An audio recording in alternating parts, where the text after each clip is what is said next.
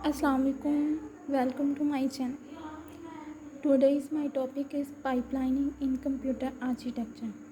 Pipeline हम इसमें describe करेंगे कि पाइपलाइनिंग क्या होती है और इसके स्टेप्स क्या होते हैं और हम इसको कैसे सॉल्व करते हैं और इसके अंदर हम इसके पार्ट्स को भी देखेंगे। चलिए हम स्टार्ट करते हैं। Let's start. What is pipelining? First step, pipelining क्या है? Pipelining organise the execution of multiple instruction simultaneously, यानी कि हम पाइपलाइनिंग में डिफरेंट इंस्ट्रक्शंस को इकट्ठा सॉल्व करते हैं। Pipelining improves the throughput of the system. Pipelining क्या करती है? इम्प्रूव करती है थ्रूपुट को, सिस्टम की जो इनपुट्स वगैरह आती हैं उनको, एग्जीक्यूशन को, उनकी परफॉर्मेंस को बेहतर करती हैं। In pipelining the instruction is divided into the sub task, यानी कि पाइपलाइनिंग में हमने अभी बात की है कि पाइपलाइनिंग में मल्टीपल इंस्ट्रक्शन सॉल्व होती हैं। तो क्या करते हैं कि हम पाइपलाइनिंग में इंस्ट्रक्शन को डिवाइड कर देते हैं सब टास्क में। और जब हम पाइपलाइनिंग को डिवाइड करते हैं सब टास्क में तो पहला स्टेप होता है इंस्ट्रक्शन फैच करना, दूसरा स्टेप है इंस्ट्रक्शन को डिकोड करना, तीसरा स्टेप है इंस्ट्रक्शन को फैच ऑपरेंड फैच करना, चौथा है इंस्ट्रक्शन एग्जीक्यूशन एंड पांचवा है ऑपरेंड स्टोर।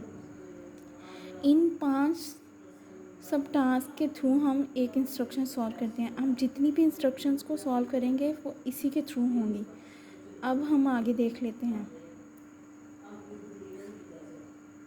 हम इसी तरह एग्जांपल ले लेते हैं कि जैसे कोई कार बनाने वाली फैक्ट्री है, उसमें क्या होता है कि कार, अब ऐसा नहीं होता कि वो अगर किसी जगह पे कार का स्ट्रक्चर क्रिएट हुआ है तो वो उतनी देर जब तक कार कंप्लीट नहीं होती वो फ्री बैठ जाता है। ऐसा नहीं होता, वो अपना काम करने के बाद वो आगे उसको मूव करते हैं तो नेक्स्ट उसकी जगह पे नया स्ट्रक्चर तैयार होता है, क्योंकि पहला स्ट्रक्चर तो नेक्स्ट को मूव कर चुके हैं हम अगले स्टेप पे।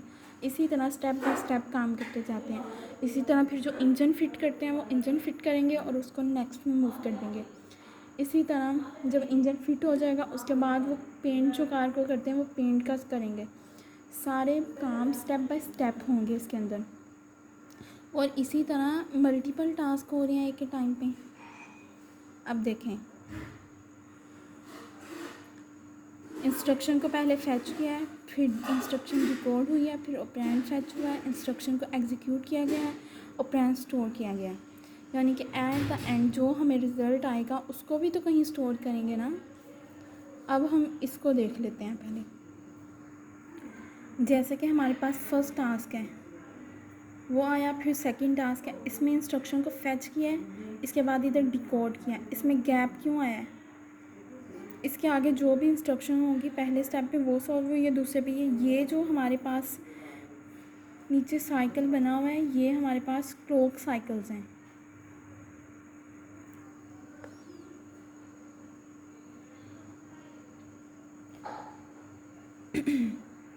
देखें, फर्स्ट इंस्ट्रक्शन है, इसमें हमने पहले उसको फैच किया है, फिर डिकोड किया है, फिर उसके बाद ऑपरेंड को फैच किया है, फिर उसके बाद नेक्स्ट स्टेप है और उसके बाद लास्ट में हमने उसको स्टोर किया है। फिर हमने इसके नीचे से हमने उसको सेम स्टेप नहीं स्टार्ट करना। ऐसा नहीं होगा कि एक ही टाइम पे फैच कर रहा है दोनों सी इंस्ट्रक्शन को, नहीं, पहले उसने जो फैच की है उसको अगले स्टेप पे मूव करेगा, उसके बाद वो नेक्स्ट में जाके उसको करेगा फैच, जैसे इधर किया हुआ है। इसमें देखें, पहले वो डिकोड कर रहा था, अब इसको फैच कर रहा है, यानी कि दोनों टास्क जो हैं डिफरेंट है लेकिन टास्क परफॉर्म हो रहे हैं पैरेलल उसमें। उसके बाद हम नेक्स्ट मूव करते हैं पाइपलाइनिंग ऑफ 5 इंस्ट्रक्शन। 5 इंस्ट्रक्शंस वही हैं जो आपको अभी मैंने बताई हैं। टाइप्स ऑफ पाइपलाइनिंग, पाइपलाइनिंग की टाइप्स कितनी हैं आगे हम देख लेते हैं।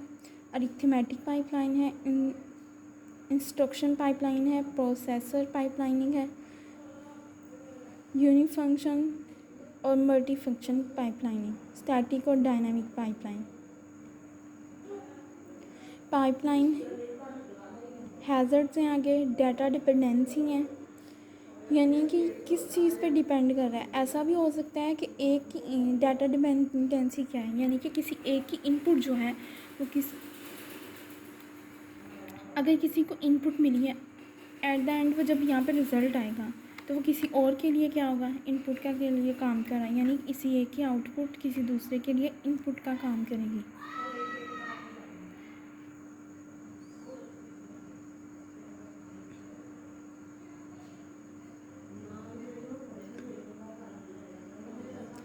यानी किसी एक की आउटपुट किसी दूसरे के लिए इनपुट का काम करे तो वो क्या है, डाटा डिपेंडेंसी, यानी वो डिपेंड कर रहा है किसी दूसरे के ऊपर।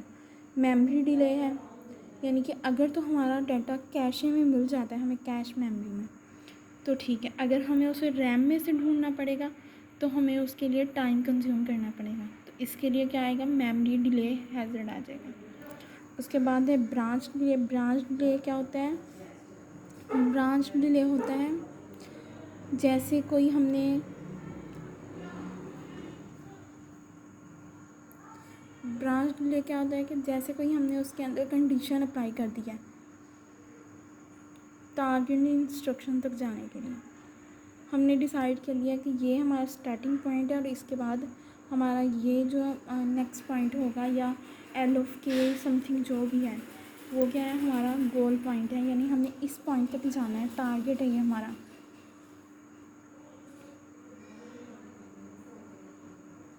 Branch dependency,